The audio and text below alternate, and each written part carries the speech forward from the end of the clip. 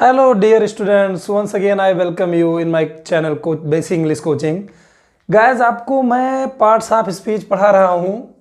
Parts of speech में अभी इसके जस्ट पहले वाले वीडियो में आपने जो है पर्सनल प्रोनाउन पढ़ा है। प्रोनाउन का फर्स्ट जो पार्ट है पर्सनल प्रोनाउंस के बारे में पढ़ा है।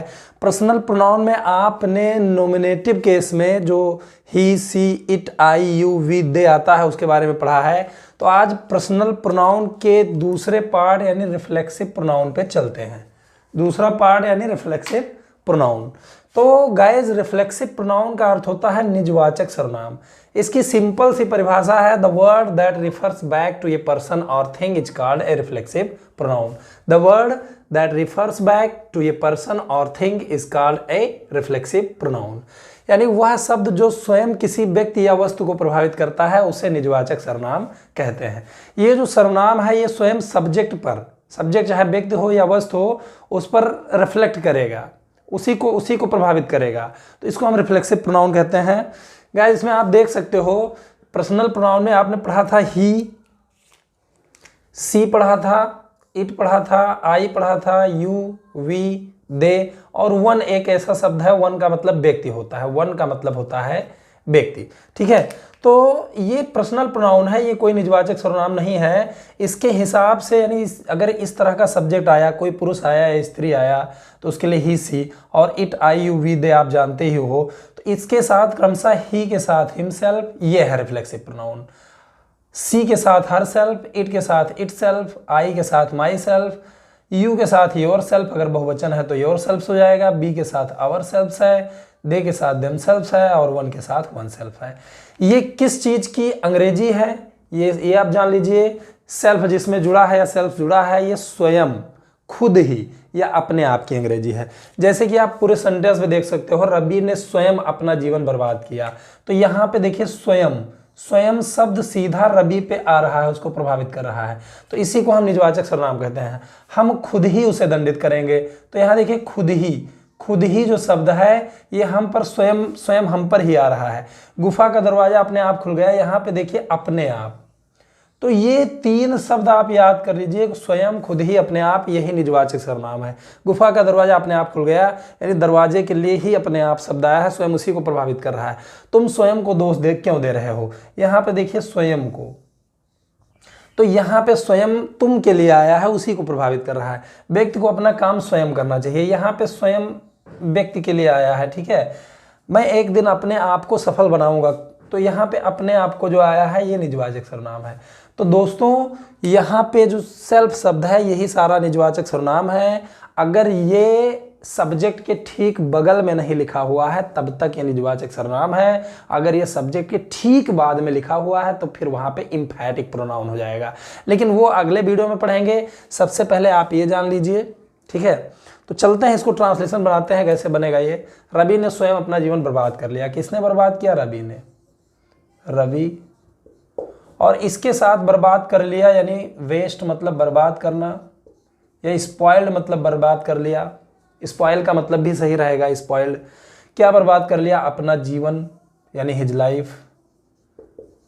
तब हम इसको लास्ट में लिखेंगे, यानी ये जो निजवाचक सर्वनाम है, देखिए रवि के साथ, रवि एक पुरुष है तो उसके साथ निजवाचक सर्वनाम हिमसेल्फ लिखा जाएगा, हिमसेल्फ। तो यहाँ पे निजवाचक सर्वनाम आपका है Ravi wasted his life himself. यहाँ वेस्टेड के स्थान पर अगर स्पॉइल्ड लिख दिया जाए तो ज़्यादा अच्छा रहेगा। स्पॉइल मतलब बर्बाद करना, या र्यून्ड, र्यून का मतलब भी वही होता है, बर्बाद कर लिया, ये ज़्यादा सही रहेगा। Ravi ruined his life himself. हम खुद ही उसे दंडित करेंगे। कौन दंडित करेंगे? हम।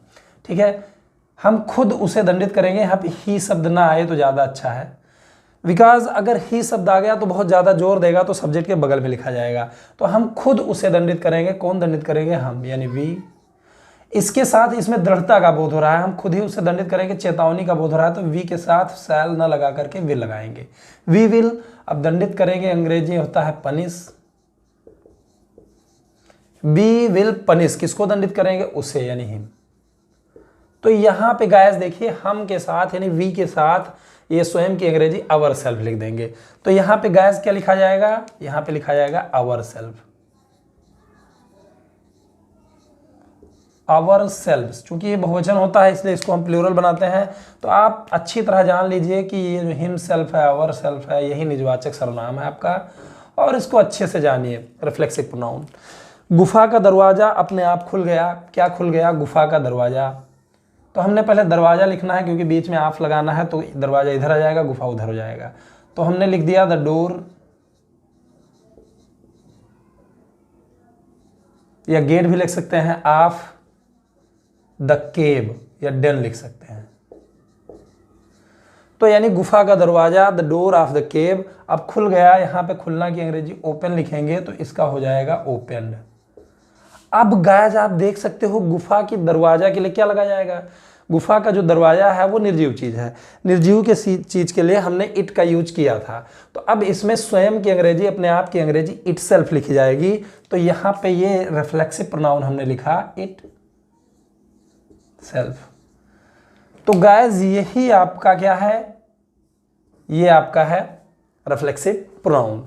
The door of the cave opened itself, अपने आप खुल गया। यहाँ पे देखिए कभी कभी ये जो निजवाचक सर्वनाम है, जो रिफ्लेक्सिव प्रोनाउन है, कभी कभी ऑब्जेक्ट के रूप में आ जाता है, तो क्रिया के ऑब्जेक्ट के रूप में ही लिखा जाएगा। जैसे तुम स्वयं को दोष क्यों दे रहे हो? पहली बात तो ये इंट्रोगेटिव है, इसको इंट्रोगेटिव बनाइए। व्हाई, अब दोष दे रहे हो कौन? तुम, इसके साथ आर लग जाएगा क्योंकि सहायक क्रिया पहले लिखी जाती है इंट्रोगेटिव में। व्हाई आर, फिर सब्जेक्ट लिखेंगे you. Why are you.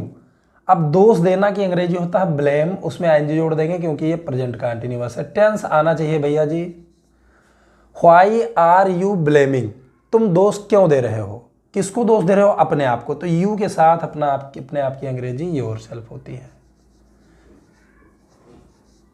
Your self, और यही आपका निजवाचक सर्वनाम है। ठीक है, तो यू अगर अकेला है तो फिर हम योर सेल्फ लगाएंगे, अगर यू ज्यादा लोगों की बात हो रही है तो योर सेल्फ हो जाएगा। व्यक्ति को अपना काम स्वयं करना चाहिए, ये सेंटेंस आपको सही से देखना है। व्यक्ति के लिए पर्सन ठीक है लग जाएगा, मैन लग जाएगा, लेकिन व्यक्ति की अंग्रेजी वन भी होता है, वन, ONE, वन। वन मतलब व्यक्ति भी होता है, लेकिन वन के साथ सब कुछ वन से ही संबंधित लगता है। जैसे वन के साथ अपना की अंग्रेजी वंस लिखेंगे, ONE', वंस। और वन के साथ स्वयं की अंग्रेजी वन सेल्फ लिखेंगे। जैसे यहाँ पे देखिए व्यक्ति को अपना काम स्वयं करना चाहिए, किसको करना चाहिए? व्यक्ति को, वन यानी व्यक्ति को। अब ये चाहिए के लिए मैंने आपको पढ़ाया था, शुड पढ़ाया था, शुड करना चाहिए, डू यानी करना चाहिए। क्या करना चाहिए? अपना काम, अपना की अंग्रेजी वन के साथ वंस लिखी जाती है, ये ध्यान रखिएगा, ये वाला one's. One should do one's काम यानी ड्यूटी,